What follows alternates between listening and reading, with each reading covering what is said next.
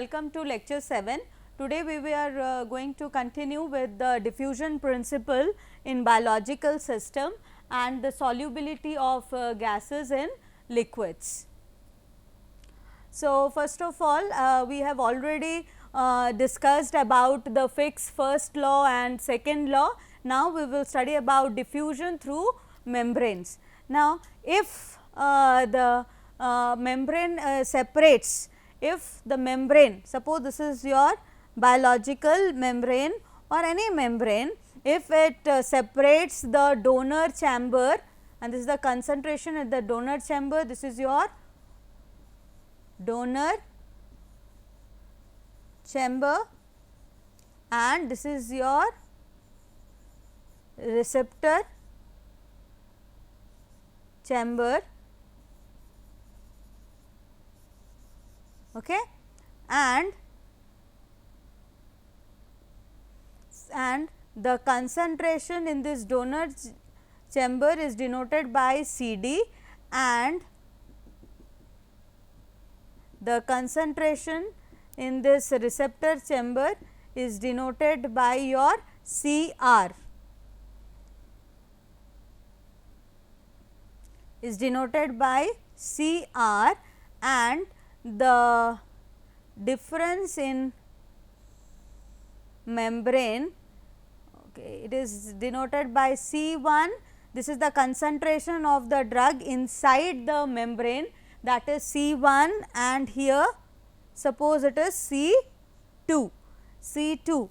Then as we know that flux, that is J, is equal to dm by S divided by dm divided by S dt, that is S stands for your cross sectional surface area and dm is the amount of drug released, is equal to d change in concentration across this membrane, that is C1 minus CD divided by the thickness of the membrane, divided by the thickness of the membrane. As we know that it is very difficult to find out the concentration inside the membrane. So, in order to find out the concentration inside the membrane, what we do? We use partition coefficient and we consider that at equilibrium the partition coefficient value on both the side of the membrane is taken as constant or same. So, we can say that the partition coefficient is equal to the concentration of the drug in membrane, in the inner side of the membrane, divided by concentration of the drug in the donor side, concentration of the drug in the donor, means when your drug diffuses from the donor side to the membrane. So, we can write it down as C1 divided by CD. Similarly, here also we can write down that partition coefficient is equal to concentration of the drug on just the inner portion of the outer membrane divided by the concentration in the receptor or receiver chamber, So, we can here just put the value of C1 and C2 here as CD minus CR, K is taken as common, here K stands for partition coefficient. So, this is for diffusion through membrane. So, when we consider the diffusion through membrane, we have to consider this partition coefficient. Then the diffusion in biological systems, we will study about the gastrointestinal absorption of drug, percutaneous absorption and bulk absorption and uterine diffusion. Now, most of the drug, as we have discussed, are either weakly acidic or basic, and their ionic characters of this drug and the biological membrane influence their transfer process. And we know that for a drug which is has to be transported through diffusion mechanism, it has to be present in the soluble form, then only if it is present in soluble form, then only it will get absorbed by the cell membrane if it is following passive diffusion. So, here both the things are important. What? One is the number of ionic species is important for solubility, and the number of unionized species is important for absorption.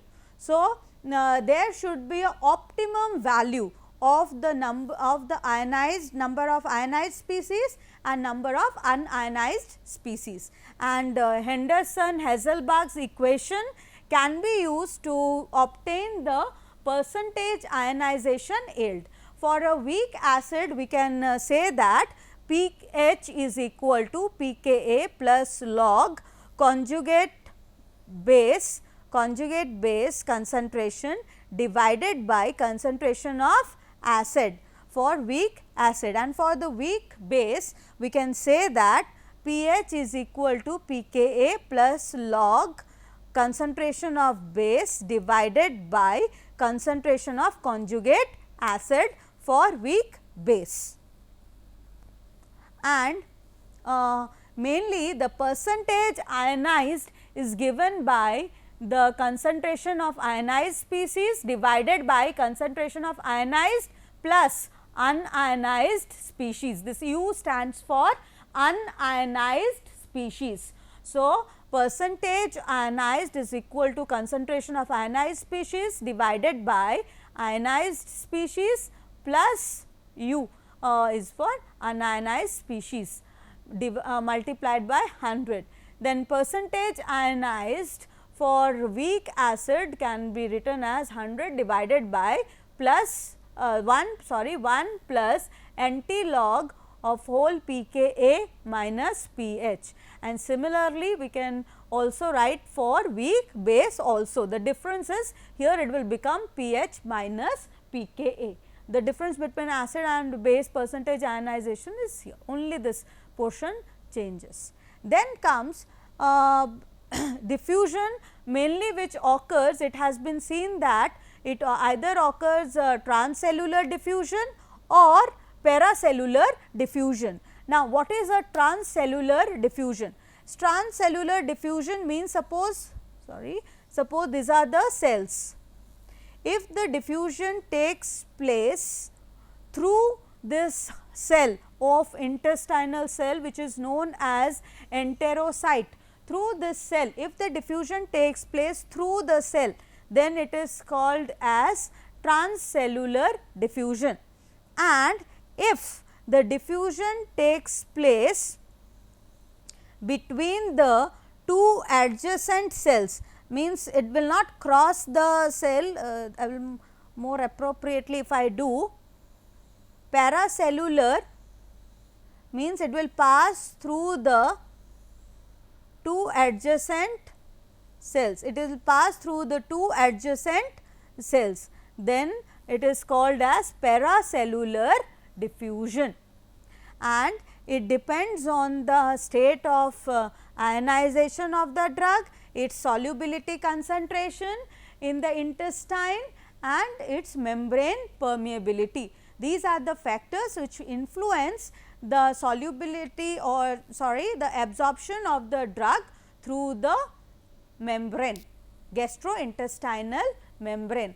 And for gastrointestinal membrane, this pH plays a very important role, because when a drug passes through these gastrointestinal membrane, they are also encountered with your different pHs starting from your esophagus to your rectum. So, different pHs they encounter different pHs ranging from 2 to 8, pH 2 to 8. Then comes the pH partition hypothesis. Actually, this hypothesis explains the absorption or diffusion of the drugs through the GIT or through the, we can say through the membranes. According to this pH partition hypothesis, what happens? The drug penetrates the biological membrane when it is present in molecular or undissociated form, according to pH partition hypothesis.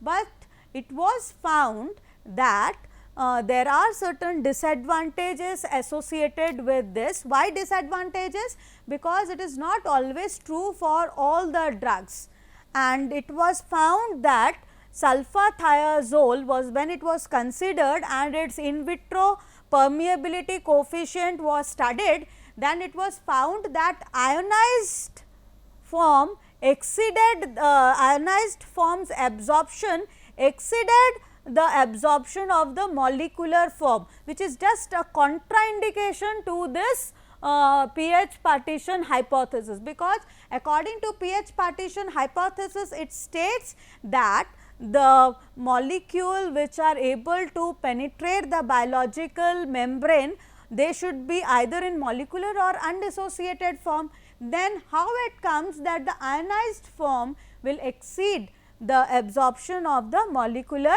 form, okay. And this lead to other experiments. Why this happened? To get the answer of this why. So, before going to answer this why, we also should understand that when we are dealing with gastrointestinal diffusion, then we follow this equation. It is same as your Fick's equation, Fick's first law, that is dm by dt is equal to dsk whole Cg. Here Cg is the concentration of the drug in the gut, concentration of drug in your gut means in your GIT, and this Cp is the concentration of drug in plasma, that is in your blood plasma, and H is your thickness of the membrane. Now, what did the Turn et al. What Turn et al. Did? He suggested that when a undissociated drug is considered, then it passes freely through the intestinal membrane, and it can move in either direction by simple diffusion. In either direction means it can move from the gut wall, means it can move from the gut to the, suppose this is your gut, that means from the stomach it can move to your plasma, and from the plasma it can move to your stomach if it is in undissociated form. But if the drug is partly ionized or completely ionized, in that case what happens?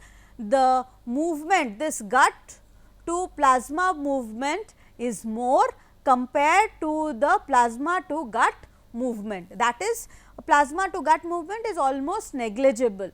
So, there is an increased permeability ratio which favors the penetration from the gut to the plasma in case of ionized and completely ionized drugs. Why? Because what happens, this ionized or completely ionized drug, they couple with the ions of ions which are present in your sodium transport.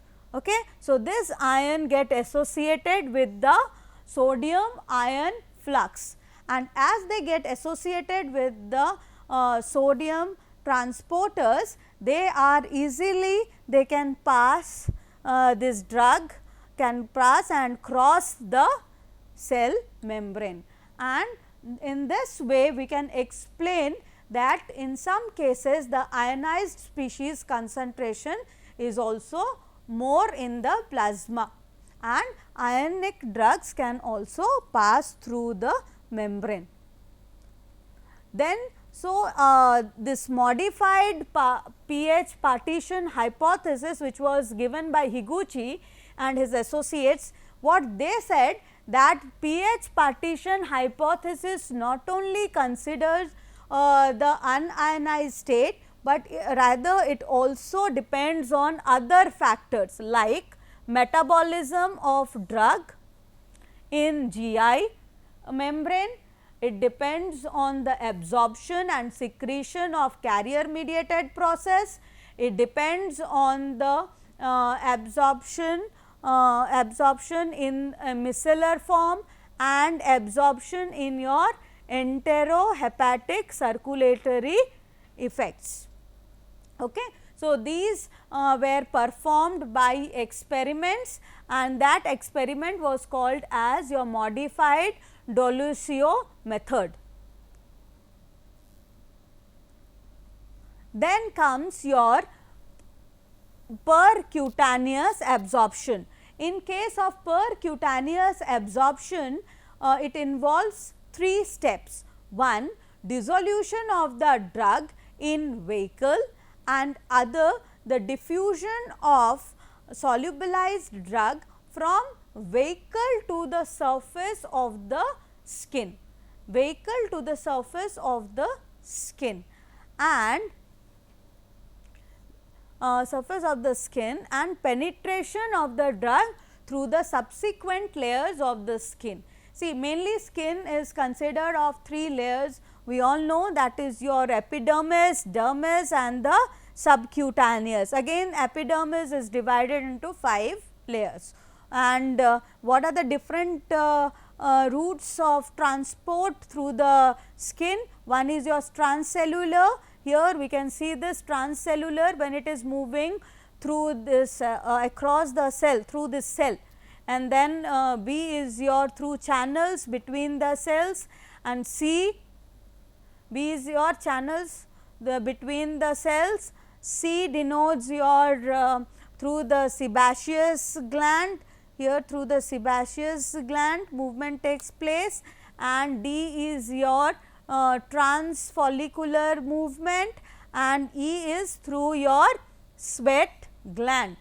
E is your through your sweat glands. So, these are the different ways by which the drug is transported across the cell, across the skin, cells of the skin. Okay. Then here different factors affect the or influences the penetration of the drug through the skin. Yes, there are n numbers of factors, and we are here just discussing on some of the important factors like concentration of dissolved drug, then partition coefficient between the skin and the vehicle, and then diffusion coefficient and relative magnitude of the coefficients. And we can use this formula. Here we can use this formula, that is Kp. Kp stands for your permeability, this permeability constant. Kp is your permeability constant, and Km is your partition coefficient, and Dm is your diffusion coefficient, and del Cs is your concentration gradient, So, this is about your percutaneous absorption. Then we will study about buccal absorption. So, in buccal absorption, what Ho and Higuchi did, they expressed the expression applied the aqueous lipid phase model in which the weak acid species are transported across the aqueous diffusion layer, and only non-ionized species passed across the lipid membrane, as we have already discussed about in pH partition hypothesis. But in case of intestinal membrane, when we are considering intestinal membrane, there are lots of aqueous pore pathways are present in the intestinal membrane, but in the buccal membrane does not have any significant aqueous pore pathways are there, and the surface pH is essentially the same as the buffered drug solution pH in case of buccal cavity. So, it follows first order process owing to the non accumulation of the drug on the first on the blood side. Okay. There is no accumulation of the drug on the blood side and it follows first order kinetics, and here it follows pH hypothesis. Why? Because it does not have any aqueous pore pathway and the pH of the surface pH of the buccal cavity is same as the buffered pH solution, and so there is this formation of ions, number of ions is not varied. Then comes uterine diffusion. So, drugs such as progesterone and contracepts compounds can be delivered through uterus by means of intrauterine devices in which is a diffusion control device, and the scientist has given that they have performed some in situ vaginal drug absorption studies and developed more effective uterine drug delivery system, and they implanted in the vagina in a silicon matrix. So, here we can see they have experimented in the rat through the vagina. They have given these doses form. Here you can see it is an elaborate picture of these doses form. Here residing drug boundary is there, and here there are difference in concentration. You have the blood side, these lipid vaginal membranes are there, some aqueous pores are there, and from here diffusion takes place. Okay. So, this completes your some of the applications of diffusions in and crossing means how this diffusion helps in biological systems. Then after this we will start with solubility of gases in liquids. Now, solubility of gas in liquid basically it depends on mass of gas molecules, pressure, temperature, presence of salt and chemical reaction with solvents. When we talk about the mass of gas molecules, if the mass of the gas molecule is larger, then they have a strong London and Debye force. This London force and Debye force both comes under your van der Waals force of attraction. London force, if the force of attraction exists between induced dipole, then it is called as London dispersion force. Debye force, when the force of attraction exists between your dipole and the induced dipole force, then it is called as Debye force. So, larger is the mass of the gas molecule, stronger is the London and the Debye force, but this is just opposite when we talk about the solid solutes. And then comes the effect of pressure.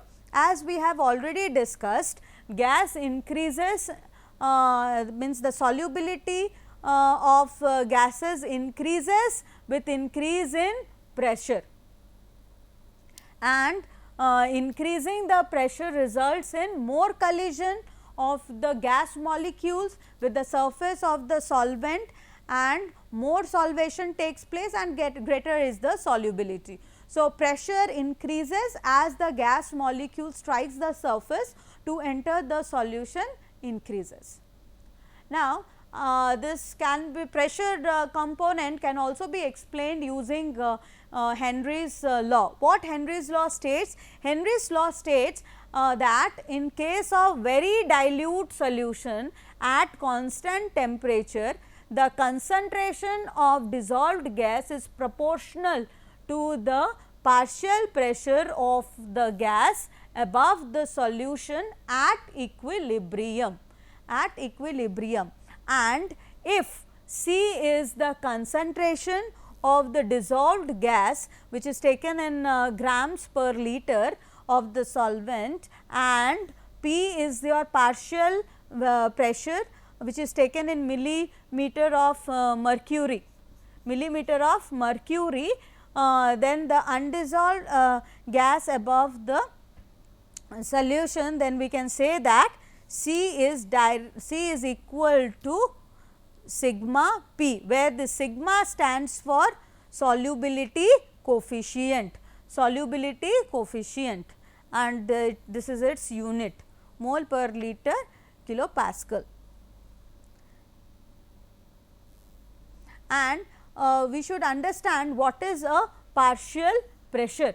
See, partial pressure, if I define it, suppose this is a container and it is containing only the A molecules in the gaseous form, only this A molecule is present in the gaseous form, only pure A, then the pressure exerted by this A on the wall is called as the partial pressure of the pure component A. Partial pressure of the pure component A means in a confined container, if closed container, we are taking only the pure component A in the gaseous state, then the pressure which is exerted on the wall is called as the partial pressure. And if we want to get the total pressure, if two or more gases are mixed together, then the total pressure will be equal to the sum of the partial pressure of the gases in the mixture. Suppose we are taking 3 gases, then the total pressure will be partial pressure of gas 1 plus partial pressure of gas 2 plus partial pressure of gas 3. Then comes vapor pressure. Here suppose we are taking a closed container, and here we are taking a component A, and this component A is present in the condensed form. In the condensed phase, it is present in the condensed phase, and as well as it is present in the vapor phase. And when equilibrium exists between the vapor phase and the condensed phase of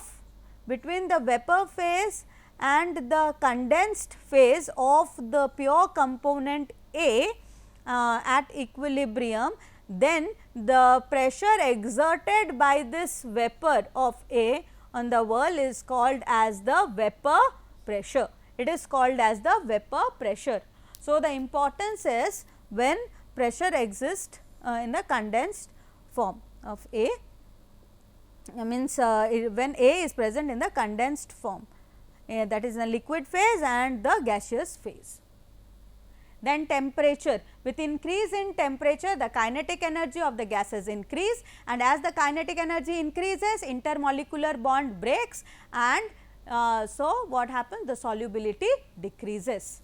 Then gases, we have already studied about the salting out. So, if we add electrolytes and non-electrolytes, then the solubility of gases decreases due to salting out.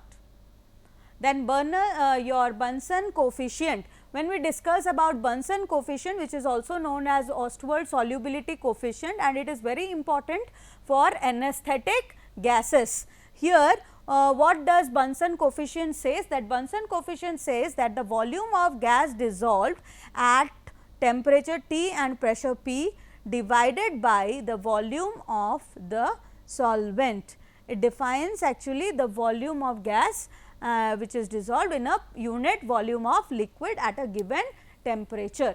And in this case, see, we are not using any partial pressure here, and alpha stands for your Ostwald solubility coefficients.